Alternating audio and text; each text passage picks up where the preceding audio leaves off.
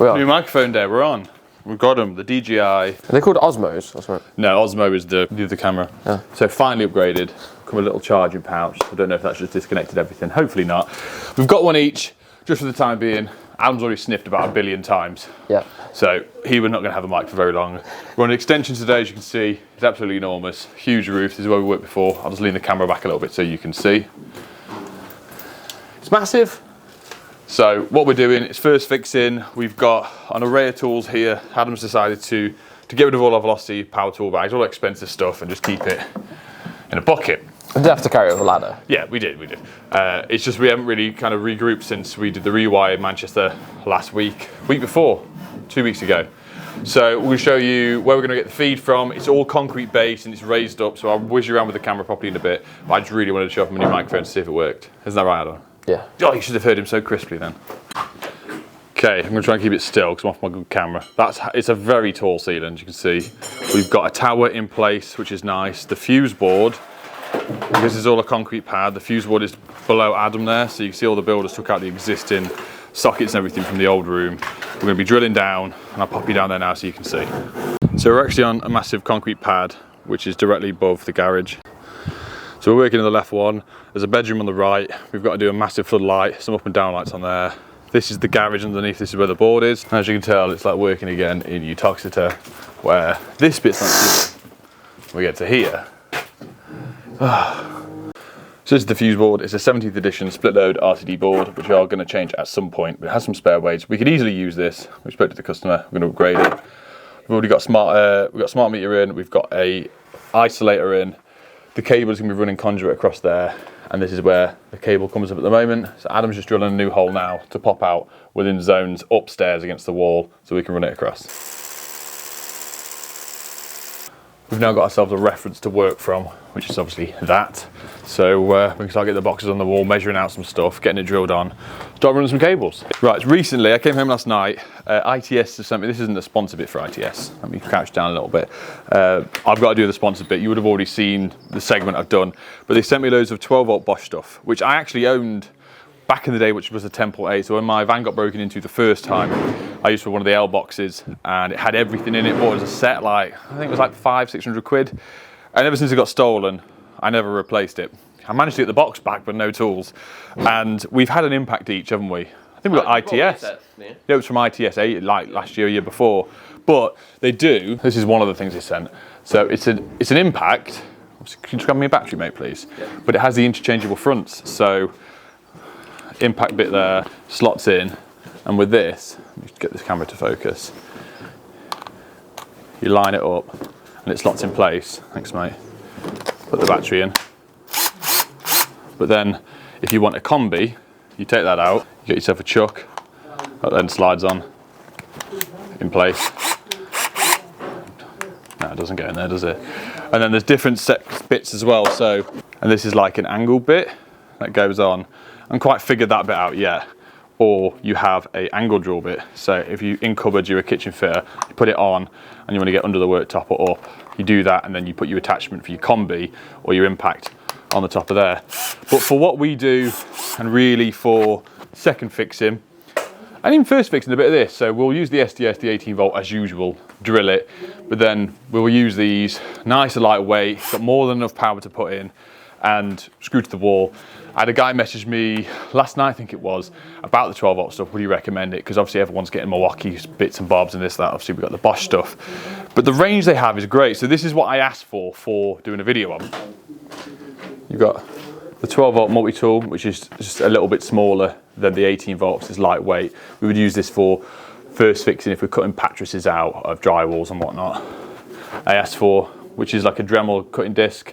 Remember to cut out black plastic mattresses, we could just use that in the end. And then this is what I wanted. A little 12 volt angle grinder. How cute that is. The intrusive thoughts, like I said this to Adam as soon as I got out of the van, I was like, I just want to like touch it. But luckily I've got my Hyperflex gloves on. That won't stop this at all, I just wanted to show these off. Link in the description below. All right, here we go. TV socket, first one to go on. The wall is 380. So we want a 190 centre. This is for a lounge and for the TV in the lounge sat on the sofa. So we say to the customers, don't put the TV this high because you don't want to be sat up there lucky with a crick neck. So we normally go center of the TV to my nipple area. That's what we sort of go off. So we just get the pencil on the nipple and we draw it across the wall like this. That's our perfect line. That's bang center. A little bit higher, put the socket here to allow the TV bracket to fit on. It might be self-explanatory to a lot of people, but then to new people in the trade, this is gold. It's pure gold, isn't it, Adam? Oh, thanks, Adam. You're such a good boss, Nick. Oh, thanks, Adam. Job's a good one. We're coming straight down. From here, you can't see in the camera, but we're making sure that the top of any of the knockouts isn't going to hit the center of a noggin. We just shift it over a little bit. Bada bing, bada boom. You're going to put that right in my way now, aren't you? Yep, you are. Wicked cool. Why are you there, Adam? You just, boxes as well. We always do the knockouts before it gets screwed on. Simple as that, bada bing, bada boom. This just allows, sometimes when we've screwed it on the wall, and let's say you've got a good fixing, you really have, but the wall doesn't allow you to have an amazing fixing. When you turn around, bang, bang one out, bang the knockout out, it will slip the box. Get it out first. Don't put the grommet in, because when you put your level on it, I feel like one of them gym TikTokers when I was recording, and you just walked directly across the front of the camera. What, are these the screws? Sorry, Nick. Yeah, sound. They're nice and thick heads, aren't they? Should the camera? So I just went to B&Q. Don't. I'm not in shot, so it's fine. Yeah, well, you did something rude then. Just went to screw fit at B&Q. Bought some thick head screws. And the only reason I went B&Q, there's two local wholesalers to me. We've got B&Q, and we've got another wholesaler that we don't name that don't like me anymore. Which either give B&Q more money and give the other none. So that's what we chose to do. So, red plugs, 2 red plugs, here and here. What we normally do as electricians, we will know anything is a hammer. Or, when you do that, you make sure you don't get yourself in the jugular, because you go to hospital. Next, we get our screws, we get our new impact. I say get our new impact, this is my old one. I couldn't find a bit for it. And there we have one 25mm KO box on the wall, ready to be dabbed out, 25mm. These are all 25mm boxes. That is what the customers asked for. That's what they've stated. That's what we're doing. Put a socket there now. But as you can see, the lip and the difference in height compared to over here, where Adam is, it's on a platform. So what I've done, there's a laser level over here. Sorry, there's no gimbal for this camera. On top of there, the pole wouldn't do anything because I've got nothing to pole it off to, and like I said on the last video, every time that pole comes up, Adam's trousers come down. Adam's got that on, the laser's off the bottom of that will then transfer all the way across to where we're working over here, and then once we got that done, we can shift it over to this side for when we do a few double sockets either side of the sofa. Okay, we're in the far corner now. We're trying to decide how many sockets we're gonna have. The more the merrier. Obviously for me, that's great, more money, but at the same time for the customer, we've always said time and time again, cover all corners, cover all aspects of the room, because you don't know if it's a new building or a new room that you're making, you're not sure how you're going to set it up. You honestly, after 6 months, the room is then changed around because you decided which way works and which way doesn't. If you have a socket in each corner of the room, a couple in the middle, you've got sockets aplenty for doing whatever you want, whether it's fish tanks, whether it's lamps, whether it's a home surround sound system or charging your phone, like you just don't know. And we always say nowadays, constantly when we do rewires, oh, I stick a socket on the landing for your Hoover. But everyone goes, oh, I've got a battery Hoover. Times are changing, Adam. Times are changing. So what I'm going to do here as well, there's going to be a double socket, which is going to be located here. But we're also going to put a fuse switch spur, which will allow for an outside socket. To regs, to my knowledge now, I always thought it did, but you don't need a isolation switch for it, because we would just wire it in and out on the radial. But I like to have an isolation. I've always done it. If there's a fault, if there's water ingress in the outside socket, we can isolate with a 2-pole isolator. So it can be isolated, the circuit can stay on. On top of it, if you've got it plugged in for, let's say, some Christmas lights or whatever you want out there, you don't want to go outside to turn it off, you can just do it from the inside. So, what we're going to do, next to each other, I'd like to say we have a bush and coupler, because that's what I wanted to do for this video, but I don't have any in the van. I always stagger them like this, so if you've got the socket there, put your other socket, pattress on the side, and then flip it. And then flip it round. That there, what we use is our perfect distance, is 25mm. Use the box. If not, if you've got a spare one, just wedge it in between, put the box on, and then you've got your measurements. Once we got our holes cut, we've got it all level, we've got everything we want to. We recommend that you knock the back out of the pattress. I call it a pattress, people call it KO, whatever, it's a box that goes on the wall. So we can mark that out, we've got that on there. And we will now, because the outside's getting rendered, normally we would say drill from the outside in so it blows the brick out the internal side and not the out. But because it's being rendered, we'll drill straight through, get the cable fed in, jobs are good. And we are going to do it in some 20mm conduit. So allow, Mike, these got cavity on them, haven't they? Yeah. Yeah. Cavity. So 100. realistically, what they say is you shouldn't be passing cables through cavities, which you can have any sort of insulation on it that reacts with the cable, melts it, makes it sticky, all that sort of stuff. That causes thermal change in the cable to derate the cable. Realistically, it's a 2 foot's worth of cable, but we will drill a 22mm hole. We'll stick a bit of white conduit through it just to allow it to pass through the cavity, and it can also be changed in the future if it needs upgrading. That reminds me of a video I saw on the internet once I did.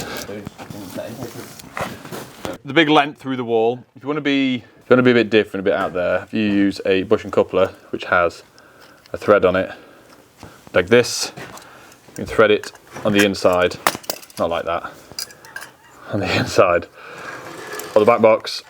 Get that screwed on like that. You are now a god tier electrician, some may say, like me and Adam. Put that on there. Give it a push. Adam, I need the hammer. You need a hammer? Can I have that? Suitcase there. Yeah, we were, yeah. Yeah, no, I need a hammer. You need a hammer. There's a lump hammer there, mate. Don't copy this.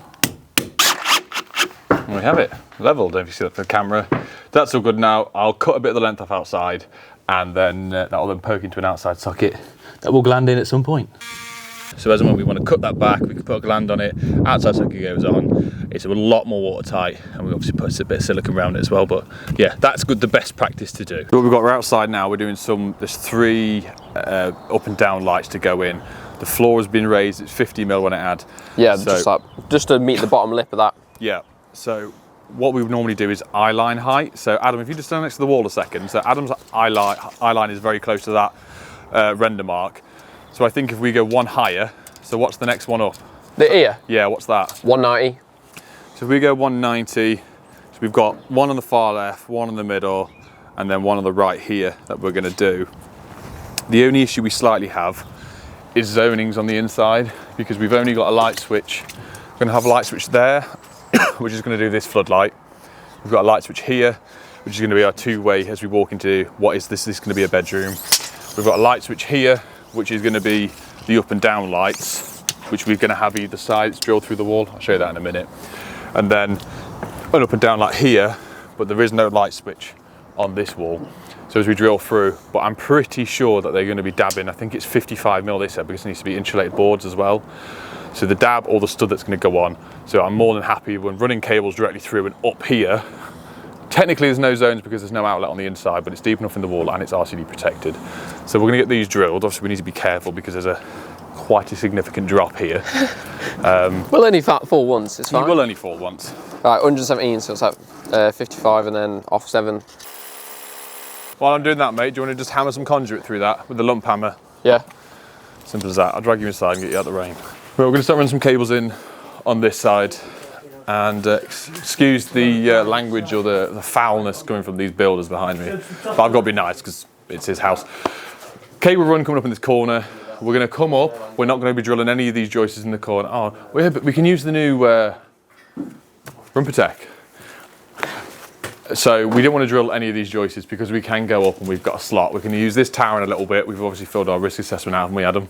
Yeah. So we'll be all right with that. Up, across, down, bring it. We could bring it out here and around, but this wall's being stood out quite a lot to match the brickwork in.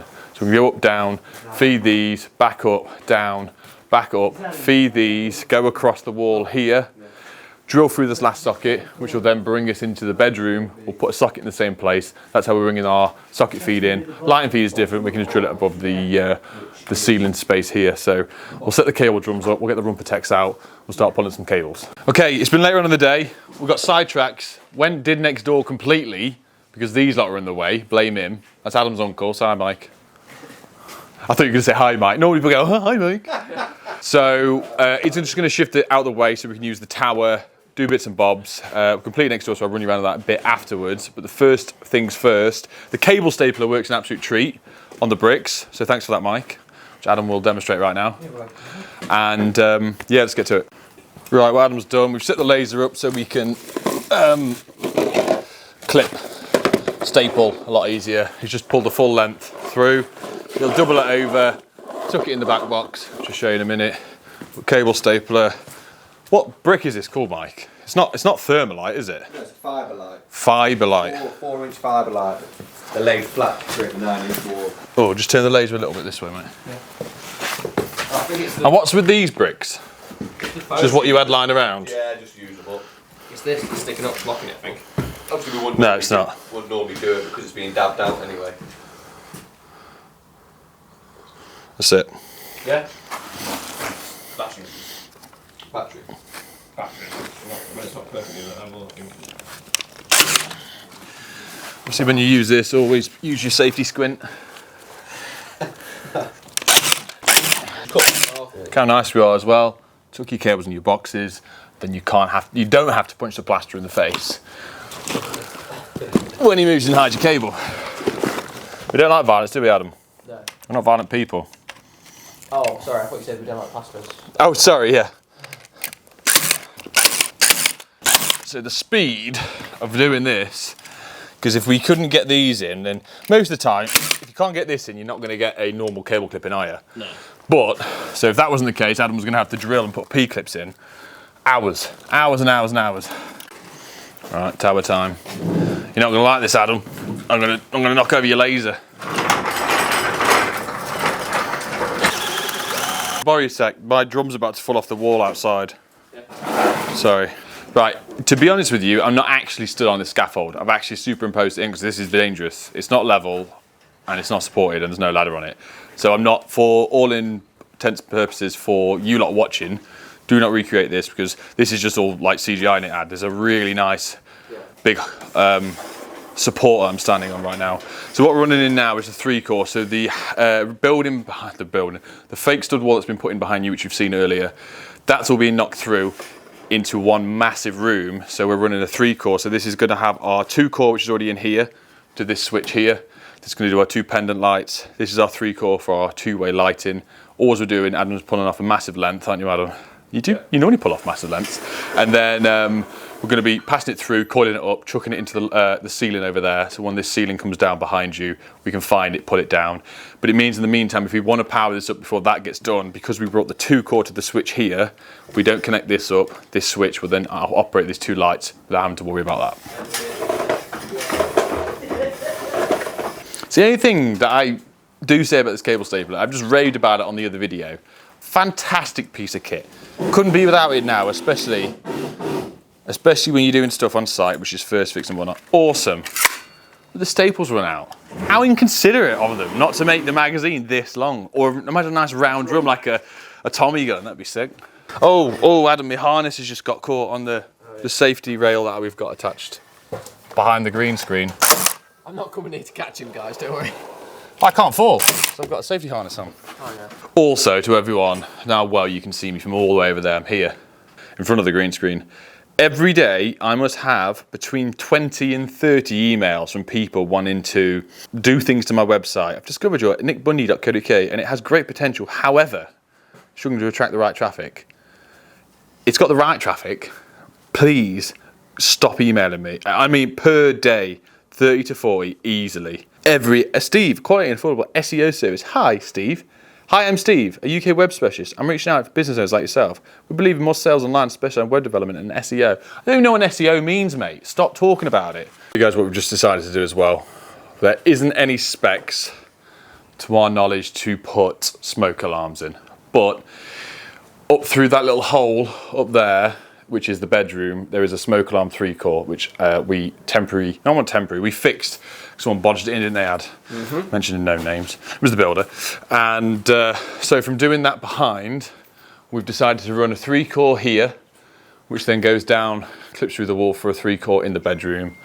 And we've ran it all the way across through into the loft space, where we'll try and interlink back into that light. Worst case scenario, what we'll do is cut it where it comes through in the void, splice it, Wago box it, and split it 3 ways. So it goes up, and this way.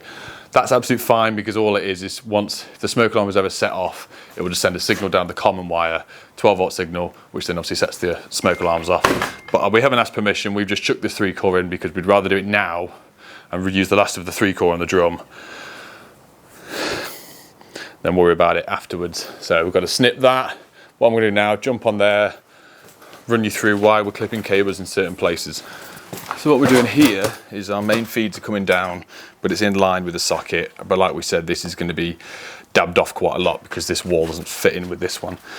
I don't know how much of you actually can see me waving around, but what we've been doing with the cables is clipping them all up near the ceiling because the Kingspan's got to go in. So we spoke to the builder about what he wanted us to do, and it was just push it as close to the ceiling as possible. So when he wedges the Kingspan in, it ain't touching our cables. He doesn't have to cut round them. They're not sat on it, so it makes everyone's life a bit easier. A little bit of communication goes a long way, doesn't it, Mr. Dunlop? Oh. I don't know why I made that noise after I pressed the button then.